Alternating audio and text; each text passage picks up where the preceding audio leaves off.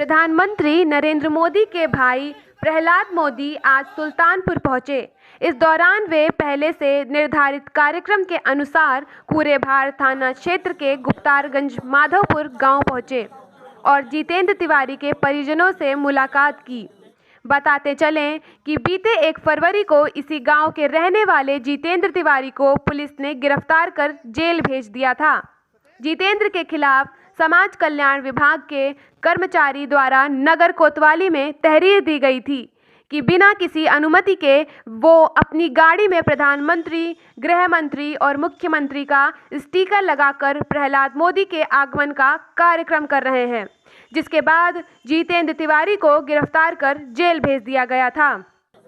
हालांकि जितेंद्र की गिरफ्तारी के बाद वहां होने वाला कार्यक्रम तो स्थगित कर दिया गया था।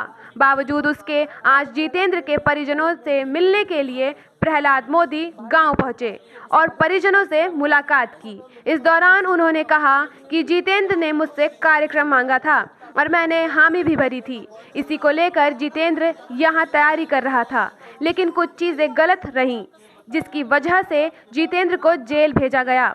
उन्होंने कहा कि देश का कानून सभी के लिए एक है, चाहे वो देश के प्रधानमंत्री नरेंद्र मोदी हो या फिर जितेंद्र तिवारी। उन्होंने साफ कहा कि कानून का सहारा लेकर जितेंद्र को छुड़वाया जाएगा। इसी दौरान प्रहलाद मोदी को देखने के लिए वहां सैकड़ों लोगों का जमावड़ा लगा रहा।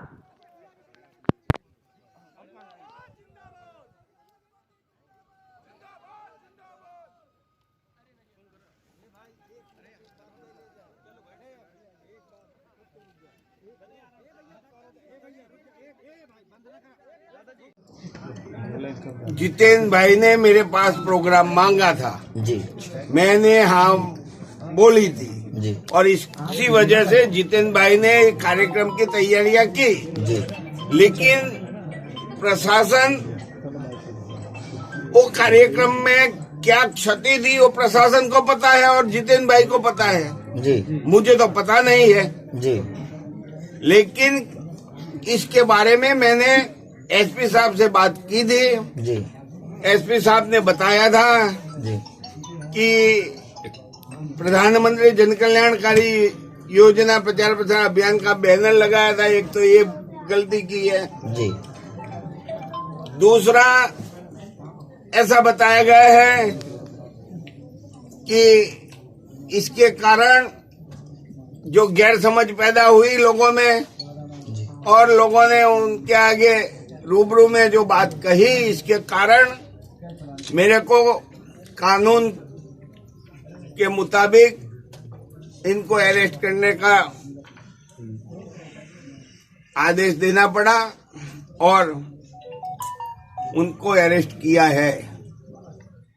अब बात कोर्ट की है और कोर्ट में बेल की व्यवस्था वकीलों द्वारा कराई जाए।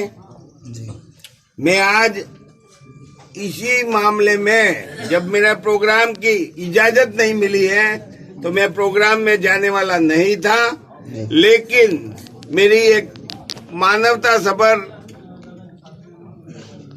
कार्यशैली होनी चाहिए और मुझे उन परिवार से मिलना चाहिए कि जिसका बेटा आज जेल में बंद है। इसीलिए मैं मानवता सभर मेरा काम करने के लिए जितेंद्र भाई के परिवार से मिलने को आया हूं और मुझे पूरा भरोसा है कि जितेंद्र भाई जल्द से जल्द घर वापस आ जाएंगे।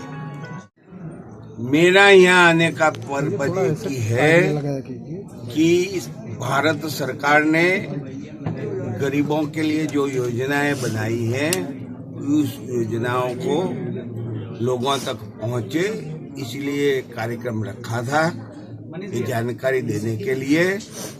लेकिन यहाँ की जो प्रशासन व्यवस्था है उन्होंने जितेंद्र भाई ने लिखित दिया है या नहीं दिया जितेंद्र भाई जानते हैं, परमिशन मिली नहीं मिली जितेंद्र भाई जानते हैं। लेकिन मैं आपके जरिए ये भी बताता हूँ कि 2014 में प्रधानमंत्री नरेंद्र मोदी इलेक्शन लड़ रहे थे, जो प्रधानमंत्री का उम्मीदवार था और वाराणसी में उसका आगमन था, उसको रैली निकालना था, लेकिन डीएम ने परमिशन नहीं दी थी और रैली नहीं निकाल सके।